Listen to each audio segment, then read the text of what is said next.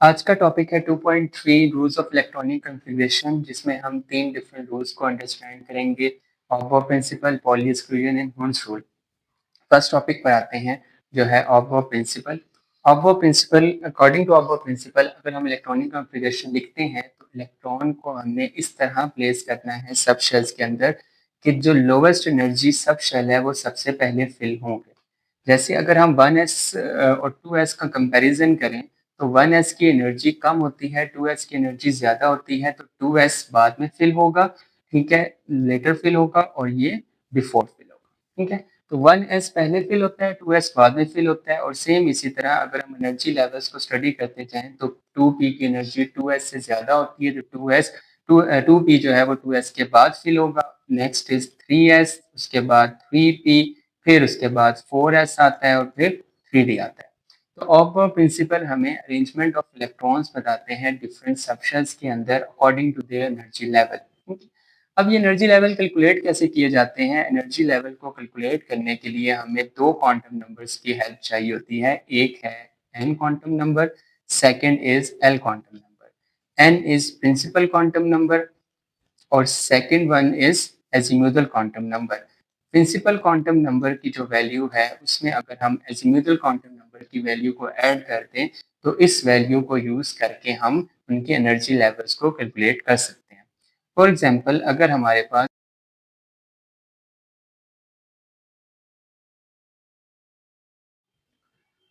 n+l rule जो है वो हमें ऑफ को भी फर्दर अंडरस्टैंड करने में हेल्प करता है। जैसे ऑफ प्रिंसिपल हमें कहता है कि जो लो एनर्जी शेल है वो पहले फिल होगा, हाई एनर्जी शेल बाद में फिल होता है। लेकिन अगर हम एग्जांपल लें 4s की 3d के साथ, तो थर्ड शेल जो है वो पहले फिल होना चाहिए, फोर्थ शेल बाद में फिल होना चाहिए। तो इस चीज को एक्सप्लेन करता है n+l रूल। जैसे n जो है वो एजीमुथल प्रिंसिपल क्वांटम नंबर है और l जो है वो एजीमुथल क्वांटम नंबर है। हम ये करते हैं कि इन दोनों के प्रिंसिपल और एजीमुथल क्वांटम नंबर्स को ऐड करके आंसर निकालते हैं। जैसे फर्स्ट वाले में 4s में n की वैल्यू होगी 4 और सेकंड 3d के अंदर n की वैल्यू होगी 3। जो थर्ड शेल है इस वजह से n की वैल्यू 3, इसका शेल नंबर 4 है इसलिए n की वैल्यू हमने 4 पुट किया। नेक्स्ट जो है वो एस सब शेल है। तो एस सब शेल के लिए जो हमने क्वांटम नंबर्स का टॉपिक पढ़ा था तो एल की वैल्यूज हमने हर सब शेल के लिए फाइंड आउट की थी। जैसे एस के लिए सब शेल की वैल्यू जो एल की वैल्यू होती है वो 0, पी सब शेल के लिए 1, डी के लिए हम वैल्यू यूज करेंगे 2 और एफ के लिए वैल्यू यूज करेंगे 3। अगर हम यहाँ पर देखें फर्स्ट वाले एग्जांपल में 4s, तो 4s का मतलब l की वैल्यू s के केस में 0 होती है, तो यहाँ पर 0 पुट कर देंगे। यहाँ पर ये वैल्यू 0 थी इसलिए हमने वहाँ पर s के लिए 0 पुट किया l की वैल्यू। और अगर हम इन दोनों को ऐड करें तो 4 + 0 is 4। Next is 3d। 3d में n की वैल्यू 3 है तो l की वैल्यू d के केस में हम यूज करते हैं 2, तो 3 + 2 इज 5। तो n+l रूल के अकॉर्डिंगली 4s की वैल्यू आ रही है 4 और 3d की वैल्यू आ रही है 5। तो जिसकी वैल्यू ज्यादा होती है अकॉर्डिंग टू n+l रूल उसकी एनर्जी ज्यादा होगी। तो हम ये कहेंगे कि 4s की एनर्जी कम है 3d से, इसलिए 4s जो है वो पहले फिल होगा और 3d जो है वो बाद में फिल होगा। तो n+l रूल आपको सब शेल्स को according to their energy level arrange करने में हेल्प करता है। देखिए, अगर वैल्यू दोनों की सेम आ जाए, जैसे इस केस में तो 4 और 5 ये दोनों जो है वो डिफरेंट थे, 4 जो है वो कम थी, 5 वैल्यू ज़्यादा थी। अगर ऐसा हो कि दोनों वैल्यू सेम आ जाएं, जैसे एग्जांपल हम ले लेते हैं, ठीक है, एग्जांपल हम यूज़ कर सकते हैं 6s है। 6s में n की वैल्यू आती है 6 और l की वैल्यू इसमें आती है 0। तो अगर हम यहाँ पर 6s के साथ कंपेयर करते हैं 4d को, तो n की वैल्यू यहाँ पर 4 होती है और d के लिए हम वैल्यू पुट करते हैं 2।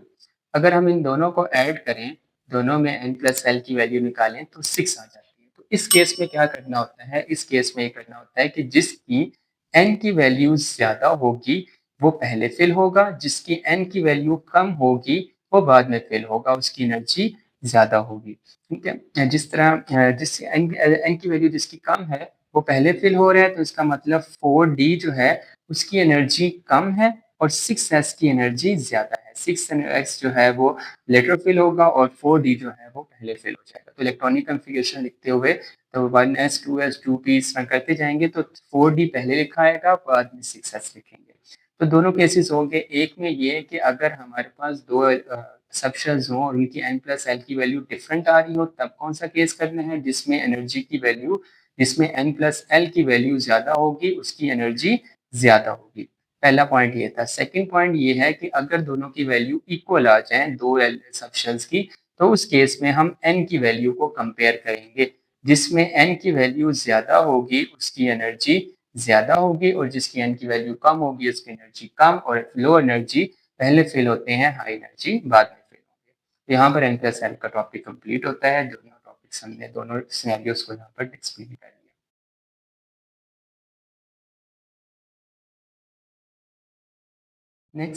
Next topic is concept assessment exercise 2.4। और इसमें अगर हम फर्स्ट क्वेश्चन देखें, in which orbital of the element atom the 11th electron will be configured. अगर हम 11th इलेक्ट्रॉन को प्लेस करना चाहें तो कौन से ऑर्बिटल के अंदर 11th इलेक्ट्रॉन प्लेस करेंगे। अगर हम इलेक्ट्रॉनिक कॉन्फ़िगरेशन लिखना स्टार्ट करते हैं, 1s आता है और 1s में हमारे पास आते हैं 2 इलेक्ट्रॉन। तो हमने टोटल कितने करने हैं, 11 करने हैं। अभी हमारे 2 इलेक्ट्रॉन्स फिल कर दिए हैं। तो हम नेक्स्ट सबशेल की तरफ मूव करेंगे, वो होगा 2s 2, फिर उसके बाद 2p 6, फिर उसके बाद 3s। यहाँ तक अगर हम करें तो 2 + 2 + 6, 2 + 2 + 6 जो है टोटल हो जाते हैं 10। हमें 11th इलेक्ट्रॉन का बताना है कि वो कौन से सबशेल के अंदर होगा या कौन से ऑर्बिटल के अंदर होगा। तो 11th इलेक्ट्रॉन आता है 3s के अंदर। 3s1 जो है वो 11th इलेक्ट्रॉन होगा। इसके लिए जो 3s सबशेल की बात करें या 3s ऑर्बिटल की बात करें, दोनों में ही दोनों का मतलब सेम ही आएगा, क्योंकि 3s जो है वो सेल्फ और सबशेल भी हम इसे कंसीडर करते हैं, ऑर्बिटल भी होता है, क्योंकि m की वैल्यू दोनों सेम होती है। तो 3s जो है वही हमारा सबशेल है जिसके अंदर 11th इलेक्ट्रॉन आएगा। तो फर्स्ट वाले में आपने इलेक्ट्रॉनिक कॉन्फ़िगरेशन लिखनी है और लास्ट में एक स्टेटमेंट आएगी कि 11th electron will be configured in 3s orbital. Next example है, नेक्स्ट क्वेश्चन है, place these orbitals in increasing order of energy. तो हमारे पास कुछ ऑर्बिटल्स हैं, जैसे 5s है, फिर 4p आ जाता है, फिर 4s आ गया, फिर 3d आ जाता है। अब इस पर हम n+l रूल अप्लाई करेंगे। तो फर्स्ट वाले पे अगर हम n+l रूल लगाएं तो n की वैल्यू इसकी 5, नेक्स्ट वाले की n की वैल्यू 4, थर्ड वाले की 4 और फोर्थ वाले की n की वैल्यू 3 है। और अगर हम L की वैल्यू पुट करें, 5s की जो L की वैल्यू है वो 0, S के लिए हम 0 पुट करते हैं, P के लिए हम 1, S के लिए 0, D के लिए 2 वैल्यू आएगी। 5 + 0 करें तो 5 + 0 का आंसर 5, 4 + 1 का आंसर 5, 4 + 0 का आंसर 4 आ जाएगा, और इसी तरह 3 + 2 का आंसर भी 5 आ जाता है। तो अगर हम इन सब को कंपेयर करें तो सबसे कम एनर्जी जो है वो सबसे कम n+l वैल्यू वाले की होगी, और वो है हमारे पास 4s। 4s की वैल्यू n+l की 4 आ रही है, तो इसलिए 4s की एनर्जी सबसे कम है। अच्छा, उसके बाद हायर एनर्जी पर जाएं तो अब 3 ऐसे ऑर्बिटल्स आ गए हैं, 3 ऐसे सबशेल्स आ चुके हैं जिनकी एनर्जी जिनकी n+l की वैल्यू सेम आ रही है। तो हमने पिछले टॉपिक में डिस्कस किया कि अगर n+l की वैल्यू सेम आ जाती है तो फिर हम n की वैल्यू को कंपेयर करते हैं। हमारे पास जो सेम वैल्यूज आ रही हैं n+l की, वो एक 5s की आ रही है, एक 4p वाले की आ रही है और एक आ रही है 3d की। तो हम इनकी n की वैल्यू देखेंगे। जैसे n की वैल्यू 3d की 3 है, 4p की 4 है, 5s की 5 है, तो सबसे कम है इसमें 3d की। तो 4s के बाद नेक्स्ट जिसकी एनर्जी आएगी वो 3d की आएगी।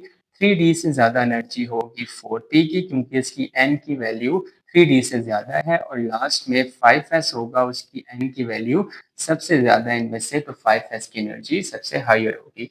तो ऑर्डर निकालने के लिए आपने n+l की वैल्यू को कंपेयर करना है, जिसकी सबसे कम n+l वैल्यू उसकी एनर्जी सबसे कम होगी, जिसकी ज़्यादा होगी उनकी एनर्जी ज़्यादा। अगर सेम आ जाती है फिर आप n की वैल्यू को कंपेयर करेंगे, और फिर n की वैल्यू से देखेंगे जिसकी वैल्यू कम होगी वो पहले फिल होगा, जिसकी n की वैल्यू ज़्यादा होगी वो बाद में फिल करेंगे। तो इन दोनों क्वेश्चंस के आपके आंसर्स मिल जाते हैं। एक में आपने एनर्जी लेवल लिखना था और सेकंड वाले में आपने इलेक्ट्रॉन बताना था कि 11th इलेक्ट्रॉन कहाँ पर आएगा। तो 11th इलेक्ट्रॉन 3s में आएगा और energy level 4s3d 4p and 5s बनेंगे।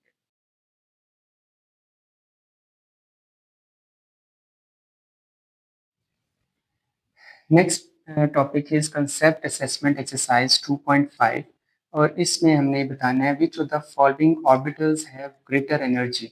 अगेन पिछली वाले सेल्फ असेसमेंट की तरह 2.4 में जिसमें हमने 4 डिफरेंट ऑर्बिटल्स को एक्सप्लेन किया था, इसमें भी हम अब दो दो को कंपेयर करके बताएंगे कि किसकी एनर्जी ज़्यादा है और किसकी एनर्जी कम है। तो हम यहाँ पर n+l रूल अप्लाई करते हैं, एक 5f है और दूसरा है 6p। अगर हम फर्स्ट वाले पर n+l रूल अप्लाई करें तो n की वैल्यू है 5, l की वैल्यू है, f के लिए हम यूज करते हैं 3। सेम इसी तरह n की वैल्यू p के लिए 6p के लिए 6 होगी और l की वैल्यू p के लिए हम 1 यूज करते हैं। ठीक है, ये क्वांटम नंबर्स के टॉपिक में हमने ये एक्सप्लेन किया था। s के लिए वैल्यू 0, p के लिए l की वैल्यू 1 होती है, d के लिए l की वैल्यू 2 और f के लिए l की वैल्यू 3 पुट करते हैं। इस सम टेबल को यूज करके ये वाला क्वेश्चन अटेम्प्ट करें, इसमें l की वैल्यू हमारे f के लिए 3 और p के लिए 1 यूज किया। अगर हम इन दोनों को टोटल करें तो फर्स्ट वाले का आंसर 8 आता है, सेकंड वाले का आंसर 7 आता है। तो हमने कहा था कि जिसकी n+l की वैल्यू कम होती है उसकी एनर्जी कम होगी, वो पहले फिल होगा। तो 6p जो है उसकी एनर्जी कम है 5s से, इसलिए 6p को हम पहले फिल करेंगे इलेक्ट्रॉनिक कॉन्फ़िगरेशन लिखते हुए और 5f को बाद में। सेकेंड पार्ट जो है वो है 5s और 4d का। अगर हम 5s और 4d को कंपेयर करें तो इसमें n की वैल्यू आती है 5, सेकंड वाले में n की वैल्यू है 4, l की वैल्यू s के लिए 0 होती है और इसी तरह l की वैल्यू d के लिए हमारे पास आती है 2। तो यहाँ पर आ जाएगा 2। दोनों को ऐड करें, 5 + 0 इज 5, 4 + 2 इज 6। तो इन दोनों को कंपेयर करने से हमारे पास 5 और 6 आ रहा है, तो 6 की एनर्जी ज़्यादा होगी और 5 वाली की एनर्जी कम होगी। तो 5s is lower in energy as compared to 4d। तो इन दोनों के आंसर हमने निकाल लिए। 6p की एनर्जी फर्स्ट वाले में से कम है और सेकंड वाले में से 5s की एनर्जी कम।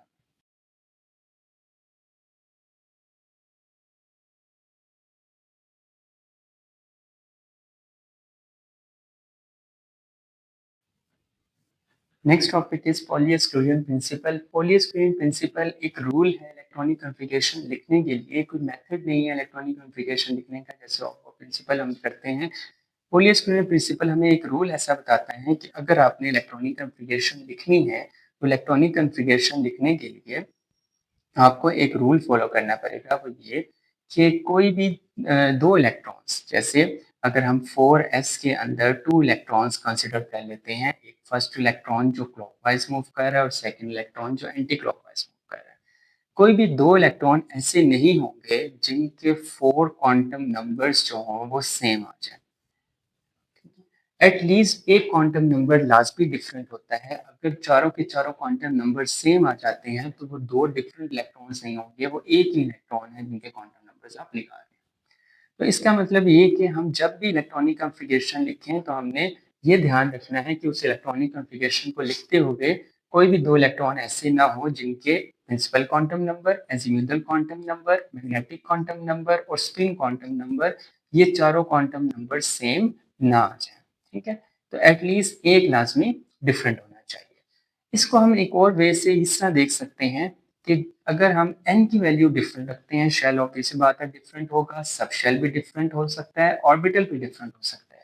मसला आ सकता है ऑर्बिटल के अंदर। ऑर्बिटल के अंदर प्रॉब्लम क्या आ सकती है, वो ये कि लेट्स से अगर आप px ऑर्बिटल के अंदर इलेक्ट्रॉन्स को फिल कर रहे हैं तो ये नहीं करना कि एक ही ऑर्बिटल के अंदर दो इलेक्ट्रॉन्स हो और दोनों सेम स्पिन के साथ हो। ये जो यहाँ पर हमने यहाँ लिखा है दोनों की सेम स्पिन, ये रॉन्ग है।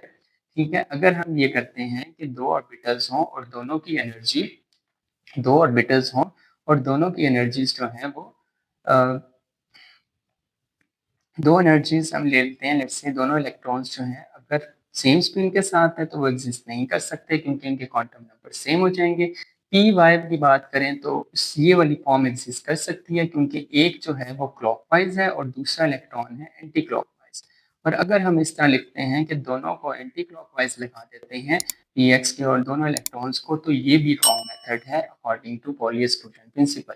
तो दो इलेक्ट्रॉन एक ऑर्बिटल के अंदर सेम स्पिन के साथ एग्जिस्ट नहीं कर सकते, क्योंकि अगर उनकी स्पिन सेम होगी तो उनके स्पिन की वैल्यूज +1/2 +1/2 आ जाएगी, और इस तरह बाकी तीन क्वांटम नंबर्स और ये फोर्थ एस वाला क्वांटम नंबर, ये चारों सेम हो जाते हैं, जो वायलेट करता है पॉली प्रिंसिपल को। अब इसकी रीजन ये है कि क्यों इस तरह दोनों इलेक्ट्रॉन की स्पिन ऑपोजिट होनी चाहिए, वो इस वजह से कि दोनों एक दूसरे को काउंटर बैलेंस करते हैं। एक अगर क्लॉकवाइज मूव करता है और एक एंटी क्लॉकवाइज मूव करता है, ये दोनों एक दूसरे को काउंटर बैलेंस करके नेट इफेक्ट जीरो ले आते हैं। लेकिन अगर दोनों की डायरेक्शन सेम होगी तो नेट इफेक्ट जीरो नहीं होगा और यहाँ पर स्टेबिलिटी के इश्यूज आ जाएंगे। अब हम इस पॉलीस्क्रीन प्रिंसिपल को एक एग्जांपल के थ्रू अंडरस्टैंड करते हैं। एग्जांपल ये है कि अगर हमारे पास लेट से 4s है और 4s में दो इलेक्ट्रॉन्स हैं, ठीक है। एक हमने अपवर्ड की तरफ एरो ड्रॉ किया और एक डाउनवर्ड की, मींस एंटी क्लॉकवाइज है और एक क्लॉकवाइज है। एक फर्स्ट इलेक्ट्रॉन के हम क्वांटम नंबर्स लिखते हैं, सेकंड इलेक्ट्रॉन के भी हम क्वांटम नंबर लिखते हैं। फर्स्ट के लिए जो n की वैल्यू है, दोनों फोर्थ शेल में है तो n की वैल्यू होगी 4, सेकंड वाले के लिए भी n की वैल्यू 4 होगी। Second is azimuthal quantum number. First वाले में जो एजीम्यूथल क्वांटम नंबर है वो s है, वो भी 0 है, और सेकंड वाले में जो एजीम्यूथल क्वांटम नंबर है वो भी 0 आएगा, क्योंकि दोनों s सब शेल के अंदर है। एस सब शेल है तो इन दोनों का मैग्नेटिक क्वांटम नंबर भी सेम होगा, फर्स्ट वाले का भी और सेकंड वाले का भी। अब बात आ जाती है लास्ट वाले सब शेल की, लास्ट वाले क्वांटम नंबर की, जो है S quantum number, spin quantum number. अगर हम ऐसा कर देते हैं कि दोनों की डायरेक्शन सेम रखते हैं तो हमें दोनों की वैल्यू +1/2 +1/2 लिखनी पड़ती, या दोनों की वैल्यू -1/2 -1/2 लिखनी पड़ती। और इस तरह ये जो लॉ है आपका वायलेट हो जाता, रूल जो है पॉली एक्सक्लूजन का वायलेट हो जाता। इसलिए हमें दोनों की डायरेक्शन ऑपोजिट रखनी पड़ेगी, सो डैट कि बाकी तीन क्वांटम नंबर बेशक सेम हो जाएं, एटलीस्ट स्पिन क्वांटम नंबर यहाँ पर सेम नहीं होना चाहिए। यहाँ पर एक अगर +1/2 के साथ है तो दूसरा -1/2 के साथ होना चाहिए। तो इस तरह हम पॉली एक्सक्लूजन को प्रैक्टिकली अप्लाई करते हैं इलेक्ट्रॉनिक एम्प्लीकेशंस के ऊपर।